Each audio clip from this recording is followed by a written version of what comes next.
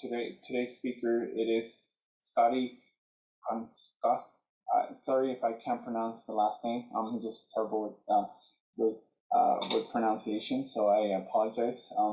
But he will be speaking about his experience of being in an occupation donation held by the opposite gender, and he is a male nurse, and he has been working in this area for 15 plus years.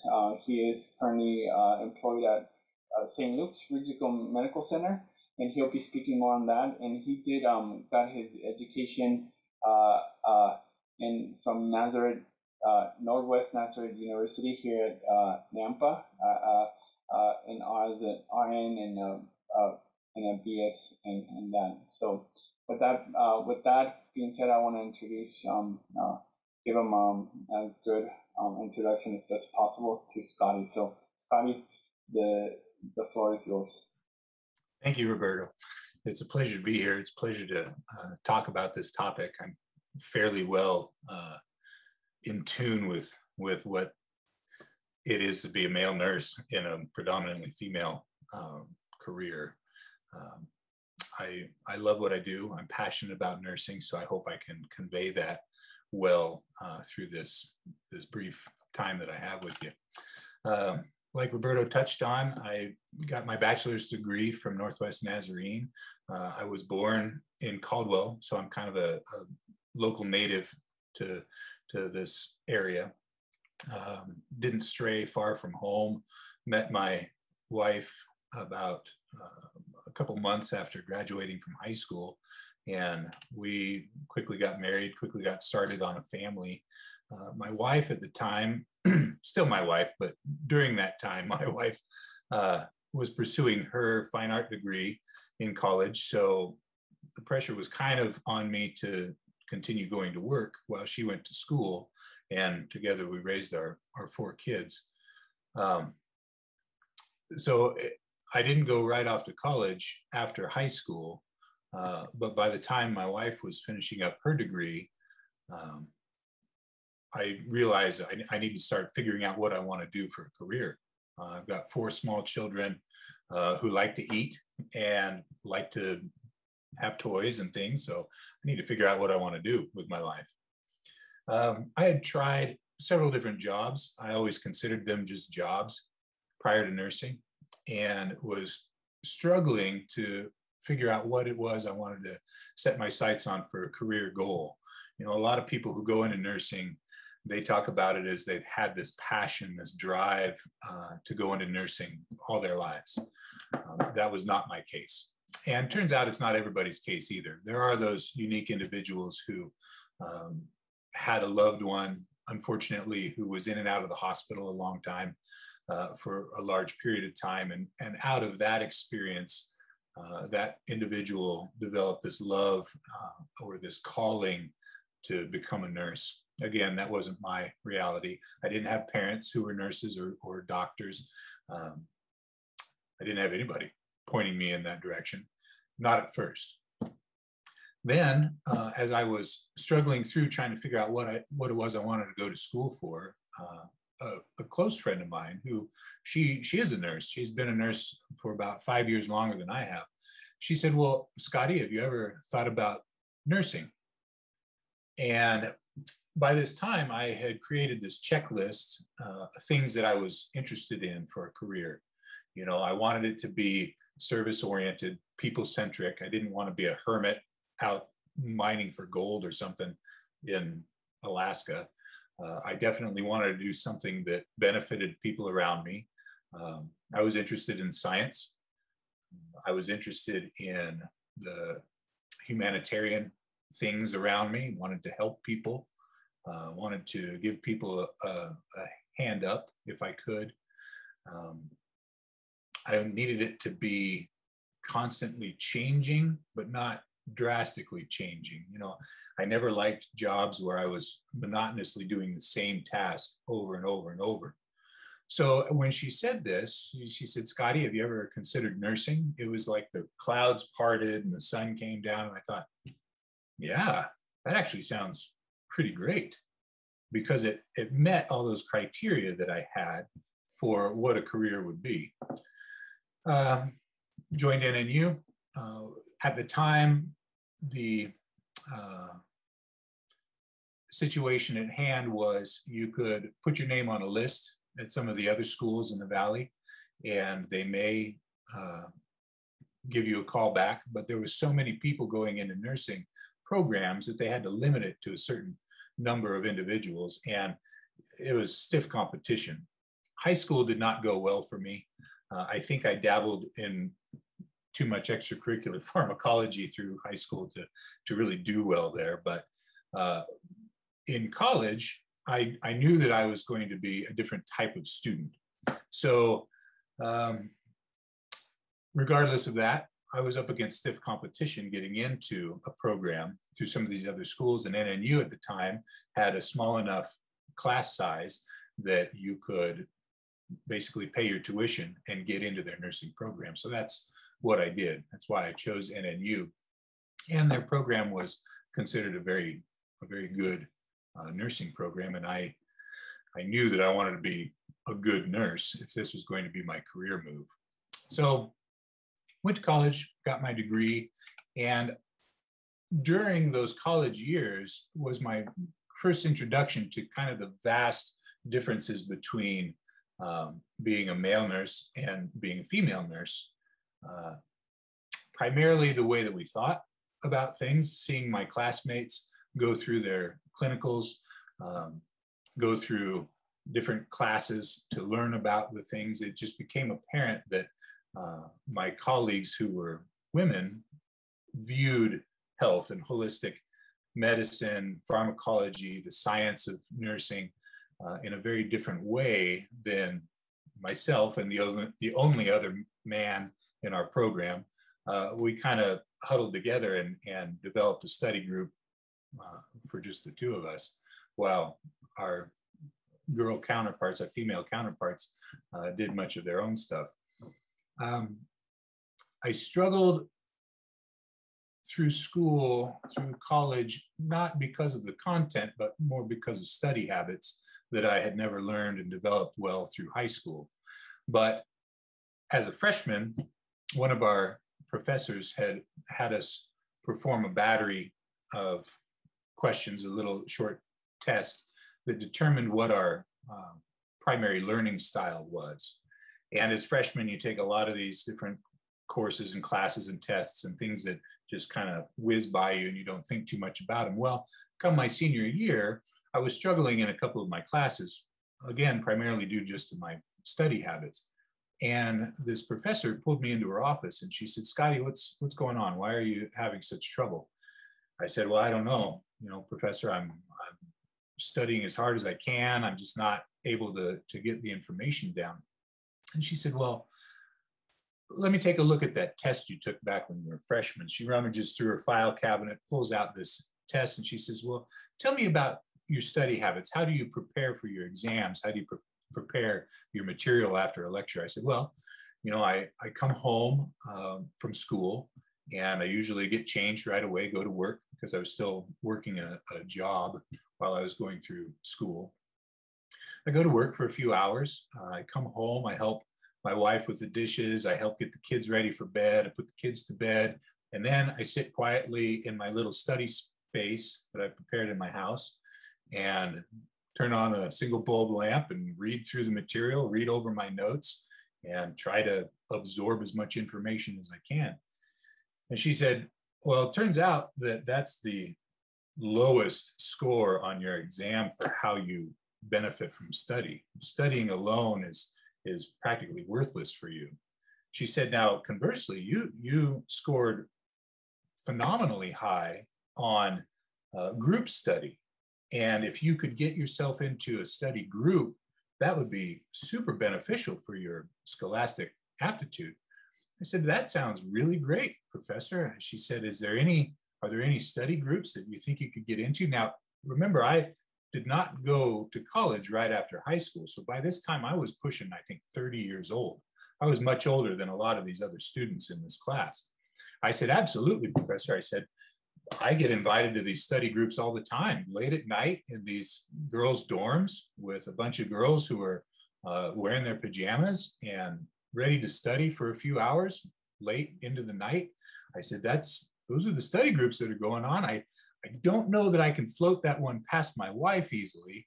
And she kind of sat back and looked at me and said, yeah, better just try your hardest with what you're doing. So that's what I did. Graduated with a 3.8 from Northwest Nazarene, got my bachelor's degree, went off to work at St. Luke's and have loved it ever since. St. Luke's is a phenomenal place to work. That's not what this is about, but I love my job there. I instantly got hired into the float pool after applying to several different units in the hospital. And the float pool stood out for me because it is random. It is always changing. It's not random. It's always changing where you're being assigned. So some days I'm assigned to the ICU. Other days I'm assigned to the ER. I go from McCall, the St. Luke's facility there, and work in the infusion center. I might work in the ICU in Boise or an ER in Boise or Meridian, the same thing, and all the way out to Fruitland, where I work in one of the cancer clinics out there. So the job for me provides that constant change that I wanted in a career. And I found that I have that in being in the float pool for St. Luke's. Nursing, when I first went into it, I knew that nurses worked in hospitals. I knew that nurses were somehow affixed to schools. There was always a school nurse.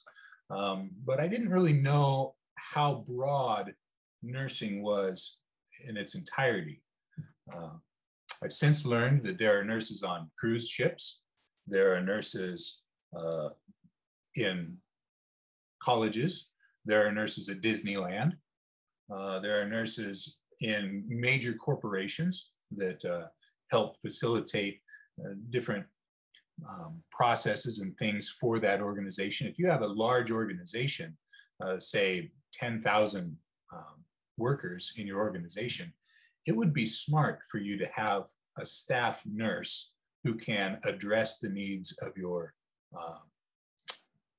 employees on the job. Also, keep track of things that are going on around your facilities. Let's say you have an outbreak of something in your facility. It could even be the flu, but as we know over this last year, if something like COVID were to happen in a large facility, it could wipe out your ability to have employees come to work pretty quickly. So having a nurse on staff, especially for a large organization, makes good sense. I mean, because that nurse can keep track of what are the trends over time in people's health. How can we be doing things differently as an organization? What is best practice? What is the CDC recommending? How can we do that as an organization? And it would be a huge benefit. The differences that I've seen in nursing as it's changed over the 13 years that I've been doing it, I can't say I'm wholly pleased with them. Nursing, the easiest way to think about nursing in general is doctors study how to treat diseases, and nurses study how to treat people with diseases. And when you think about it in those two realms, physicians, doctors learn how to recognize and diagnose diseases and what the treatments are for those diseases. But then nurses study, well, how do those diseases affect the person? And what does the person look like as they are both succumbing to that illness and getting sick? And then what does it look like for them to be moving along the continuum of health to getting well out of that disease? And you really need both.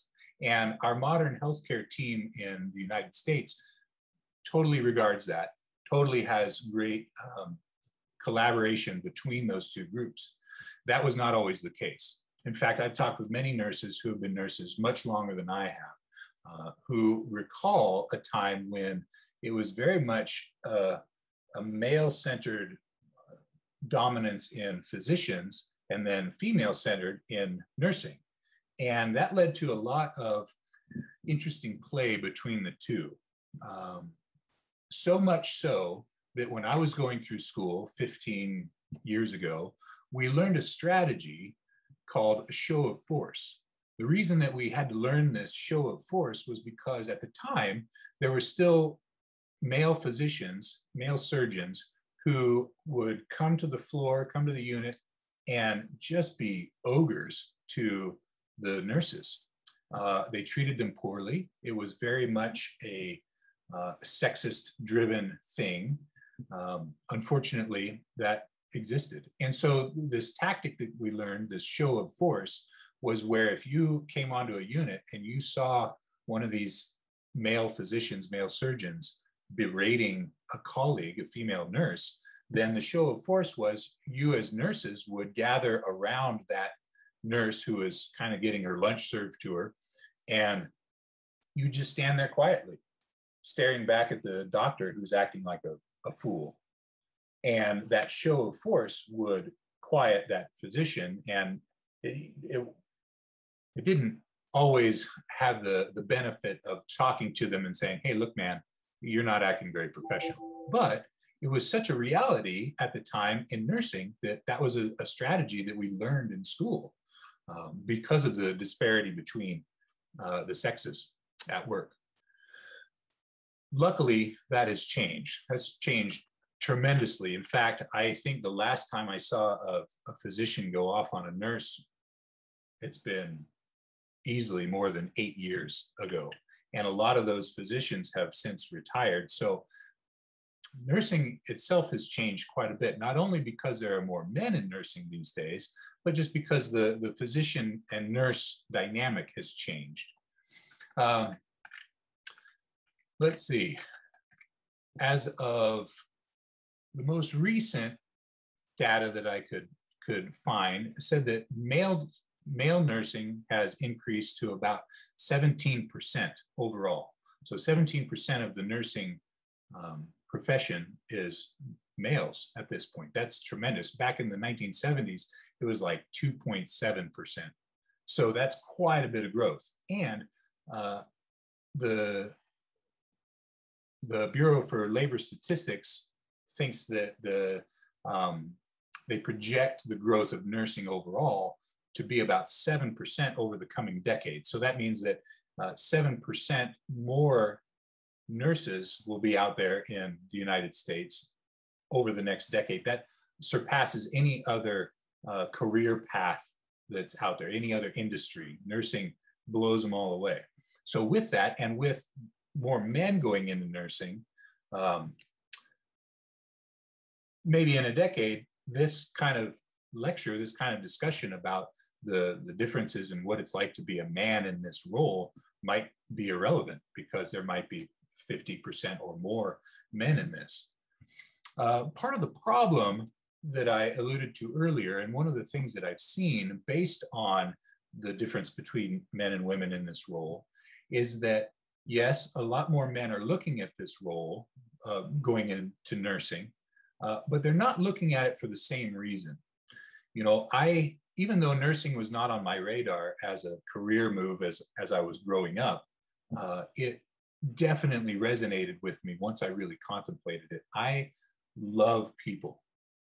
In fact, I would say all of my favorite people in the world are people. So also all the worst people in the world are also people, but that's different.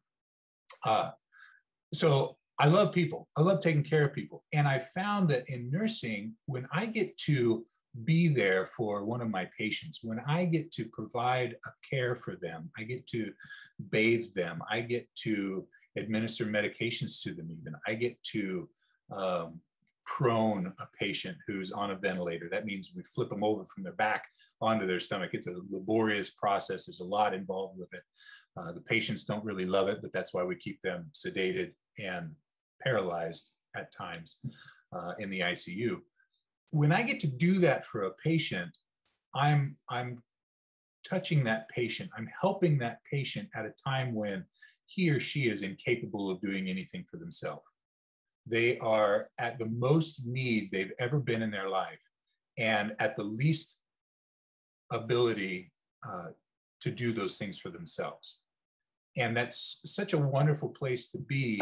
as a nurse, where you are providing that kind of care, that kind of service, that humanity for another human being in their greatest hour of need. And to be able to see those efforts, to be able to see what I do as a nurse, help that person along that continuum of health to where they're overcoming their disease and they're getting well and eventually leave the hospital. That's a tremendous reward for my work. So I love people. I do feel a calling. I do feel a sense of inner well-being and fulfillment by being a nurse. That's not the same with all my colleagues. The upswing in men in nursing primarily has been, from my observation, because it's such a great career. Like the Bureau for Labor Statistics says, I mean, that career path is going up. There's going to be more and more nurses needed in the coming years. And anybody, male or female, who's out there looking at a career should really consider nursing, because, hey, there's tremendous growth there. You make a pretty decent livable wage, and it's going to be steady growth from here on. It's not like an industry that's going to crumble and go away. There will always be needs for nurses. In fact, I even read recently about a nursing job for a brothel in Africa, because this particular mine, I don't remember if it was a diamond mine or what kind of mine it was, but this mine was a couple days drive away from the nearest hub city. And it would, because of the distance involved, it would truck its mine workers out to work at this mine, and they would work for like a month. So they would stay out of this compound at the mine for about a month, and then return back home for a couple of weeks, and then come back out for another month. And that's how this mine worked in Africa. Well, after establishing this mine and having it going for several months, they started realizing having a bunch of guys out here working in this mine for a month on end leads to a lot of problems. There were a lot of fights breaking out among the miners. There were a lot of problems with just their health overall, because they were dingy and gross and didn't have any need to get cleaned up at all. It led to a lot of health problems and concerns that the mine was ultimately going to have to shut down because of this. And somebody got an idea. They said, well, let's have a brothel on site. Now, I'm not in favor of brothels, but this mine in Africa said, let's have a brothel on site. And it made a huge difference for the miners. The fighting went way down. Their hygiene actually improved at the mine for the mine workers, just by having this brothel on site. Well, that brought its other problems, because these women who worked in the brothel needed a nurse to take care of them. So this agency was hiring nurses to go staff this brothel to make sure that not only were the women at the brothel kept healthy, but the men were kept healthy. So nursing is a crazy, wide world, and you could find a niche in it anywhere. Back to being a male nurse. Males who go into this field, the colleagues that I know, the ones that I work with, if you ask them, hey, why did you go into nursing? The vast majority of them say, because it's a great career move. And they mean it. They mean it wholeheartedly. And that's certainly a reality to it. But there's a difference if you think about a person who's going into nursing because they feel a calling and a passion to help people, versus I feel a calling and a passion to have a good career. Like, those two aren't necessarily the same. And that plays out very differently at the bedside when you see how people treat their patients. And my colleagues who are males do a great job. They're very cerebral about their job. They think through all the appropriate checklists. They maintain appropriate health standards for their patients. They do everything by the book. It's beautiful. They have great outcomes with their patients, but there's just a piece that's missing from the care that they deliver, because it's more like I'm going down a checklist and I'm checking all the boxes, and it's not being driven from this internal need to help another human being. And that's a little discouraging. I've also noticed a difference in males versus females in that the way that males look at the job is very task oriented. And that's a little bit different than the way my female colleagues look at it. Men love having a job to do. We love having a task to perform. That's just something that's innate to our gender or to our sex, is that we love having tasks. And if the doctor gives me orders, I welcome those. I want those orders because that gives me something to do.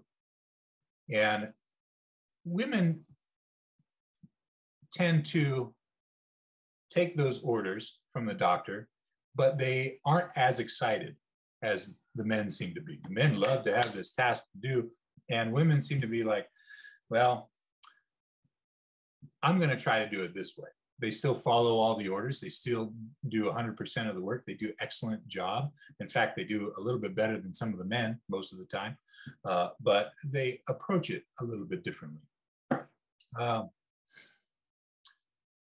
One of the things that has also discouraged me in nursing, recognizing the difference between the sexes, is that a lot of those men who go into nursing wanting to fulfill their career goals have that upward mobility in mind. So they're not satisfied with just working at the bedside. They're not satisfied just taking care of their patients day in and day out. They kind of want to climb that ladder a little bit because, again, they don't feel that innate response to caring for their patients like another type of nurse would. They feel more like, this is my career. I need to move up the ladder to satisfy my career goals. And if they weren't a great nurse at the bedside, it seems that they get promoted even faster up that corporate ladder to a point where now they are writing the policies and the procedures for the hospital and are in positions of leadership over the bedside nurses. And I don't love that, because if I've known you for 10 years and I didn't think you were a stellar bedside nurse, that's going to translate to how well of a leader I think you're going to be. And that's just a reality in the job. Nursing overall, fabulous profession, fabulous to be in with men and women. I tell a lot of my friends about some of the women that I work with and about how excellent human beings they are. And if they're single, I wish that I had friends that were a caliber that I could introduce them to. But unfortunately, my friend pool is small outside of work. There are some discrepancies between men and women that I've noticed in the literature. Primarily, one of the things you might notice if you were looking into this field is what everybody likes to talk about is a disparity of wages. And I don't see that, at least not in Idaho. I don't see that in the Treasure Valley. I can imagine that that's the case in other parts of the world. And I could imagine, and maybe you can too, how those numbers might be skewed even in Treasure Valley. Let me give you a for instance. In the last pay period, which was the previous 2 weeks, I worked about 112 hours. So I'm only obligated by contract to give St. Luke's 36 hours of my time each week, which is phenomenal. Let's talk about hours real quick. Being a nurse is a super great job. You work 3 12-hour shifts in the hospital. Other clinics have even less hours, and that's full time. So I work 36 hours a week. I get 4 days off every week that I can just do whatever I want with. And based on my scheduling, if I stack those days together, then I can work 6 days in a row and I get 8 days off. I can practically go anywhere I want, do anything I want on my vacation that's just in my days off. I don't have to take any extra time off of work if I don't want to. So the hours of nursing are phenomenal. But because of all the different units in the hospital that I support, it's super easy for me to pick up extra overtime. I can pick up extra shifts here, there, everywhere in the hospital because there's always somebody in a unit that I support that needs an extra nurse. So I can pick up tons of extra hours. The last 2 weeks, I worked 112 hours. It's going to be a pretty decent check. I'm not going to lie. I like that. Those opportunities exist for my female colleagues as well. But unlike me, my female colleagues have a spouse to go home to who's been working a full-time job. My wife stays at home. She's been raising our children. She's been loving doing the things that interest her, managing our house, managing our home, doing all that stuff. And my income is good enough that she can live that reality. So she doesn't have to go to work. So when I come home from work, most things are done. There's dinner that she's prepared. The house is in order. She mows the lawn. If I'm working a lot of extra shifts, she loves to go out and mow the lawn. She does all these things so that I don't have to. So I can work all those extra shifts. So my paycheck this last time is going to be way higher than some of the women that I work with because they don't pick up extra hours. They relish their time off because that's when they get to hang out with their kids. They get to be a wife. They get to do things with their friends. They just look at things a little bit different than the men that I know in this profession. I know a lot of guys who are nurses who pick up as much overtime as they possibly can, whether it's because they're buying a new toy or trying to pay off a vehicle, or they have a vacation plan that they want to go baller on and spend tons of money.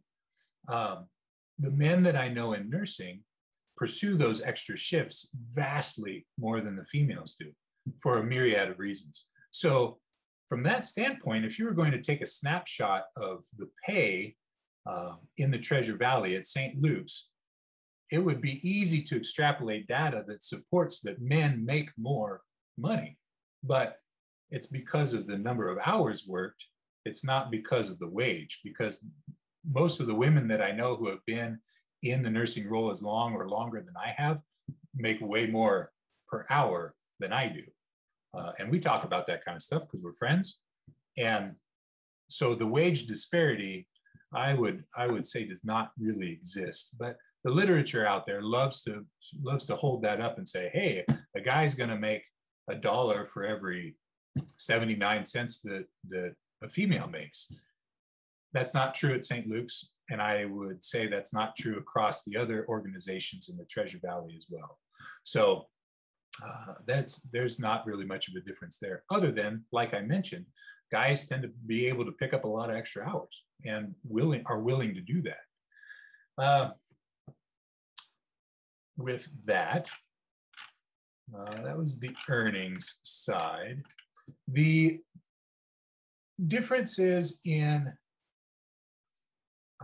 jobs within nursing seem to gravitate more toward one of the sexes than the other.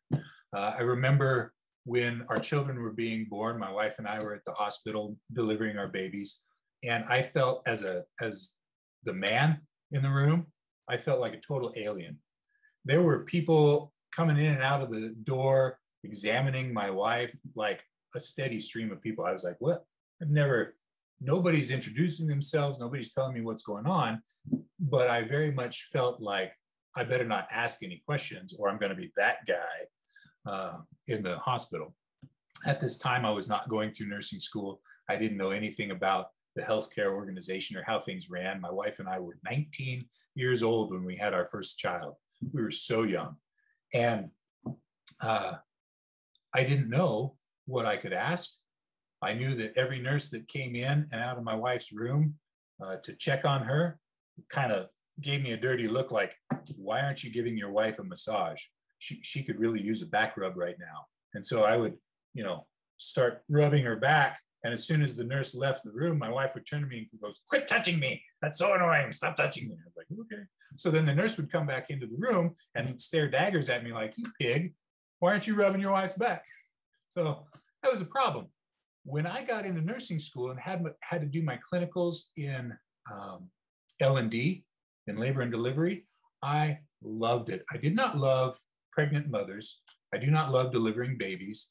I have very big hands and very short fingers. So no woman is going to be comfortable having me check their cervix to see how dilated they are. That's not going to happen. I do not want to work in that world. Okay. But as a student going through my clinicals, I loved it because I would go into a room, and if there was a male who was a significant other, somebody who's going to be a father or even a dad of the delivering mom, I could saddle up next to them and say, hey man, what kind of questions do you have? What do you want to know about? Because I've been there. I know that this is a whole new world for you, and you have a lot of stuff that you are thinking about and processing and know nothing about. Like, what's that machine over there that's going bing? Or what's that machine that has a little readout on it? Like, what is that called? A taco monitor? No, it's a toka monitor, but is that taco monitor? What is all this stuff? So as a guy in that world, I could totally relate to these other guys and put them at ease because, frankly, in the United States, we do way too much involvement in our laboring moms as far as hands-on down there involvement. We do way too much of it. And as a guy sitting in the room, that's really uncomfortable. I can only imagine how uncomfortable it is for the women, but it's really uncomfortable for a guy too, because it's a steady parade of people coming in and checking on you. All right, so there's that. The ER, so that to say, there's a very small percentage of men who go into L&D nursing. Not very many men are in labor and delivery. It's just a reality. Pediatrics is another one. You have a lot of men who love pediatrics, but there's just a thing to pediatrics that lends itself more to the kindness and the motherliness that is female. And men are great dads, and men do phenomenal work in pediatrics, but because of the difference in sex, there's just probably never going to be that equal balance of men and women in pediatrics. It'll probably always be a little bit heavier female. You get somewhere like the emergency department. There's a ton of great female nurses who are phenomenal ER nurses. They are smarter than anybody you have ever met, more knowledgeable, more capable of doing the things involved in the ER. But there's a lot of blood and guts and bad smells and ornery people in the ER that come in. That's just the reality of the ER. And it's high adrenaline. A lot of men gravitate toward the ER because it's blood and guts, because it's action-packed, because it's fast-paced, because you definitely get a rush of adrenaline. If somebody comes in and they've had human versus chainsaw encounter, that gets your heart pumping, and there's a lot to do. And that lends itself more to men, just because of the fast pace, because of the adrenaline involved. We love that. Of note, in the labor and delivery, did you know that oxytocin is one of the primary hormones released by a laboring mom? Oxytocin is the only hormone that can be aerosolized and picked up by other people in the room. And what oxytocin does in your body is it produces this kind of euphoric pleasantness. You feel great. That's the hormone that's involved in a mom who labored for 24 hours to push this baby out. And all of a sudden, after the baby comes out, is now totally forgets about the 24 hours of labor, totally forgets about how painful and horrible that portion was. And they're overwhelmed with this happiness and this euphoria. That's oxytocin, okay? And oxytocin comes out in the sweat, in the breath vapor of the mom, and kind of percolates the air in the room. All these women who work in L&D, they wouldn't give that up for the world. They love it. They come to work and they get high every day on oxytocin. It's great. Not so in the ER. In the ER, it's all adrenaline, man. And adrenaline, turns out, is the antidote for oxytocin. Total side note, but if you have high levels of of adrenaline going through your body, it shuts off the effects of the oxytocin. That's interesting to note that the ER is predominantly men pursuing that kind of a career, and L&D is primarily women. I'll let you do with that what you want to. The ICU is another area that are heavily gravitated toward by men. ICU nursing is a little bit different. If a patient is well enough to be on their call light a lot, it's time for them to get out of the ICU. That's kind of the general rule of thumb. If you're too awake, if you're too well that you start being annoying, you need to go to the recovery floor. You need to get out of the ICU. Because of that interaction with your patients, even the women in the ICU, the women nurses, get to a point where they are fed up with their patients if they're too needy, too chatty, want to get up and down to the commode too frequently. It changes, but men in general, more so than women, seem to appreciate the ICU because it's very task-oriented. You're doing things, you're playing God with this patient. You're titrating different drips that bring heart rate up, heart rate down, blood pressure up, blood pressure down, that help affect their kidneys, help affect their lungs, help affect all these other things. It's like you're playing almost like a video game with this person's body. You're keeping them alive. And that just calls to certain types of nurses, and predominantly it's men. The other reason that a lot of men are going into the ICU world is because ICU is a stepping off point for something called a nurse anesthetist. Nurse anesthetists are the people who put you to sleep for procedures in the hospital. And as of the latest data coming out, about 41% of nurse anesthetists are men. So in nursing overall, you have about, I think it was 14 to 17% are men. But in nurse anesthetists, it's 41% and climbing. The ICU is a stepping off point. There is in nursing something called APPs, that's advanced, I can't remember what it is. APP is Advanced Practice Provider. And there are certain, you've probably heard of nurse practitioners. Nurse practitioners are APPs. Nurse anesthetists are APPs. Clinical nurse specialists are APPs.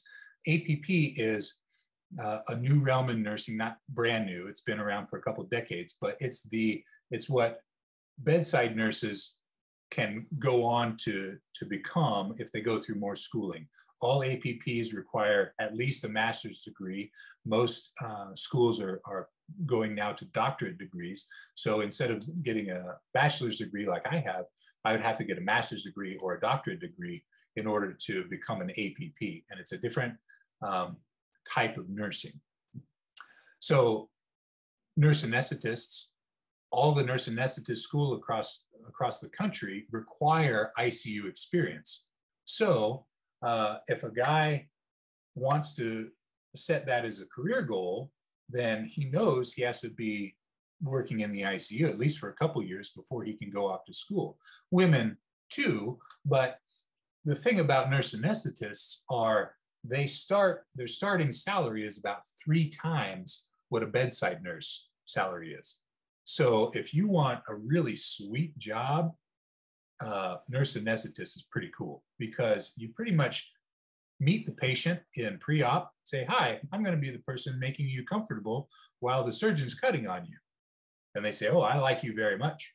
You go into surgery, you put them to sleep, you monitor their vitals, you titrate their drips so that they stay asleep while the surgeon is cutting on them. And then after the surgeon's done and they're getting patched up, you're delicately reversing everything that you did to put them asleep, and you're trying to bring them back from the brink of death and bring them awake just as they're rolling out of the operating suite so that the next person can roll in.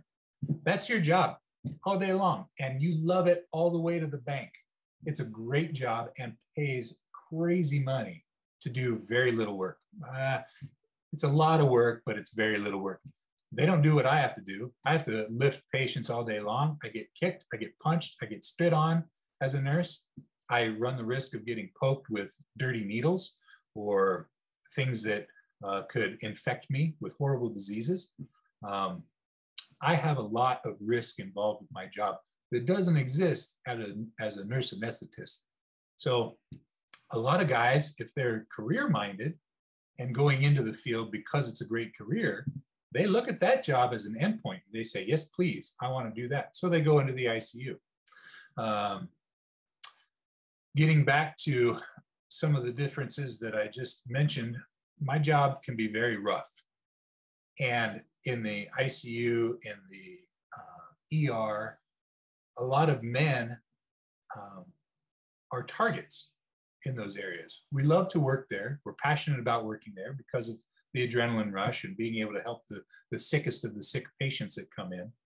But if it's me and a 5-foot, 100-pound female nurse standing beside me and a belligerent drunk comes in, he has enough wits to him that he's not going to attack the female, he's going to attack me.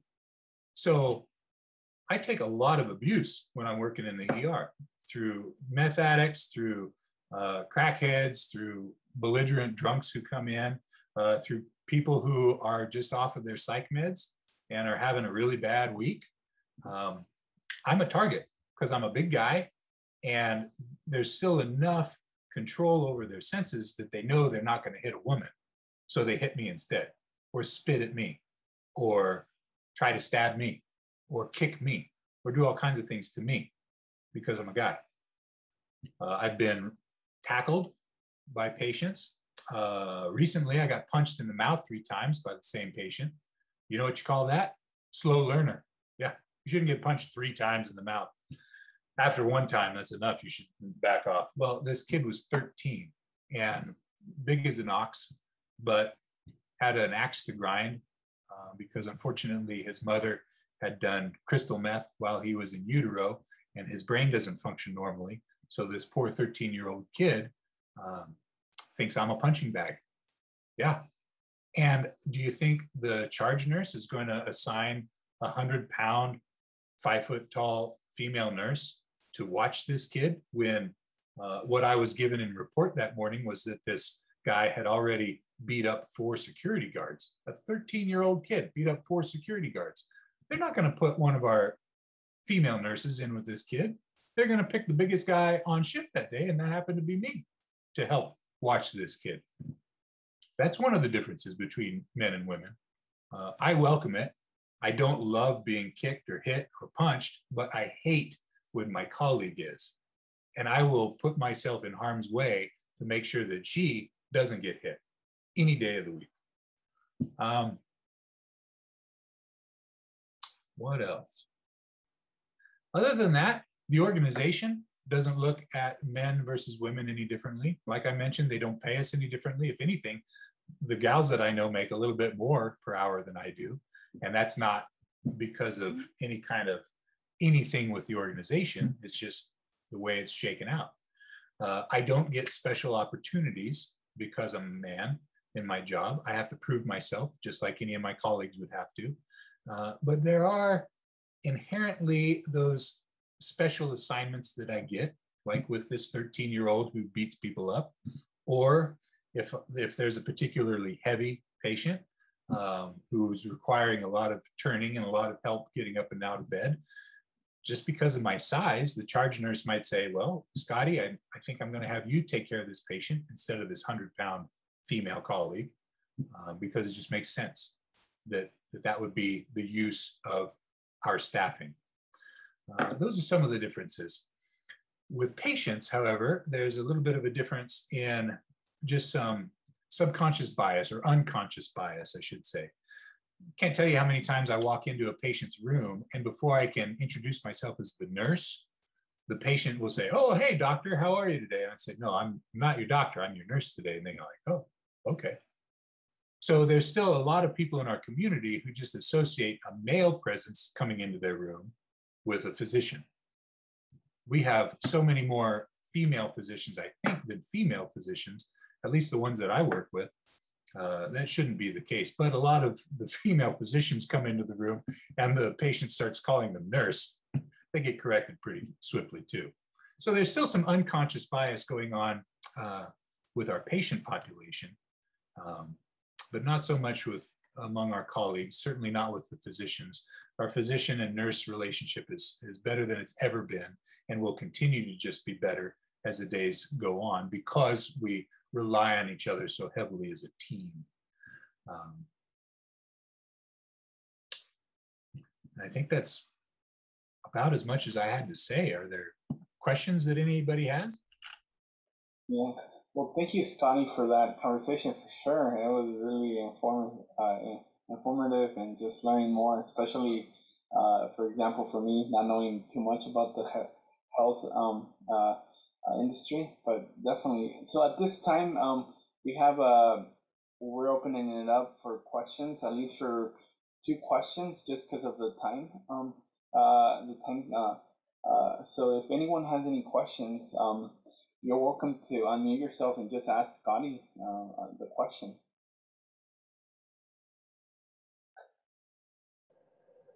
I don't have any questions, but I just wanted to say thank you, and I thought it was interesting to see the different perspectives. You're very welcome. I'm glad you were here. Anybody else?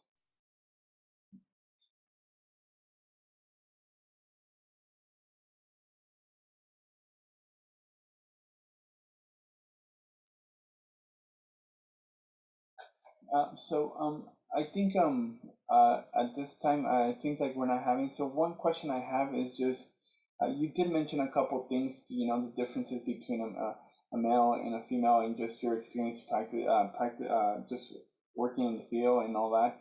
So my thing is just, what are some advice that you'll give for students to look in the nursing, and also being uh, a male that look in non-traditional occupations? What are some advice that you'll give for any students just to start looking if they have that interest? Because I know there's students that maybe they don't want to go because they look more into targeted more for female and male. So what are some advice? And then follow-up question: what are some steps that you took after graduating to prepare you to get a job in this industry? So resume building, anything like that, or who helped you and stuff like that. Absolutely. I would say anybody that's interested in nursing, they need to be ready for what the job entails. You can't really shadow a nurse. It's not like if somebody was interested in becoming a nurse, they can't really comfortably go into a hospital and say, hey, I'd like to follow the nurses around, because there's HIPAA, there's all kinds of patient confidentiality stuff that comes into play. So we really can't have people, like we can't bring our kids to work, kid to work day kind of thing. It's just not a reality in nursing because of the sensitivity and the nature of the job. But there are ways to look into what it would take to be a nurse. Everybody has their thing. All the nurses that I work with have their thing, and it's unique to each person. Mine is unnatural body movements. If somebody's sitting on a stretcher and we've knocked them out with medication so we can put their hip back in place from a dislocation, if I'm helping with that procedure and the doctor is really tugging on the patient's totally out. We've sedated them. They can't feel it. They don't know what's going on. But the doctor's jerking on the patient's body. And if I happen to glance up and I see their shoulder just kind of moving unnaturally as the doctor's wrenching on their hip, that makes my stomach turn, man. It does it to me. That's my thing. Other people, their thing would be blood or lung butter or pus or any number of, or smells. Some people can't handle smells, like the smell of vomit makes other people vomit. If you have too many of those things as a human, maybe nursing's not the best thing for you, because a lot of nursing jobs deal with that stuff. Now, there's a lot of nursing jobs that don't, so that shouldn't be a hard and fast exclusion for you. Another thing that I would really recommend to anybody looking into nursing is develop your own philosophy of nursing. It was an exercise that I had to do for a class in college, and I have revisited it multiple times through my career to make sure that I'm still on point with why it is that I value nursing, why I am passionate about nursing for myself. My own philosophy of nursing is so core to everything that I do as a nurse. And when I start getting too strayed from that, it anchors me back into why I love doing this. COVID was so hard in the hospital. We had to deal with so much stuff coming down from leadership as well as coming up from the community. We had to deal with so many bad situations in the hospital and things that were just tough to deal with. If I hadn't had that to cling to, if I hadn't had my own resolved and resolute philosophy of nursing driving my practice, I probably would have been pretty bewildered and not have been able to weather that storm that we're now coming out of quite as well as I did. Beyond college, anybody that wants to become a nurse has to follow a state nursing exam. It's called the NCLEX. In fact, I think it's a national exam. You get licensed by your state, but it's a national exam, and it's pretty stinking rigorous. Your nursing program will help you get prepared for that and give you all kinds of study tools to pass that exam. But you're not a nurse until you pass that exam. And that's your licensure exam. Beyond that, there's tons of different certifications. I've held many different certifications over my career, certifications that were specific toward med-surg nursing, toward cancer treatment and oncology nursing. I'm working on one now for ICU and critical care. A lot of facilities will pay you a little bit more if you have those certifications. So it's a good thing to have them.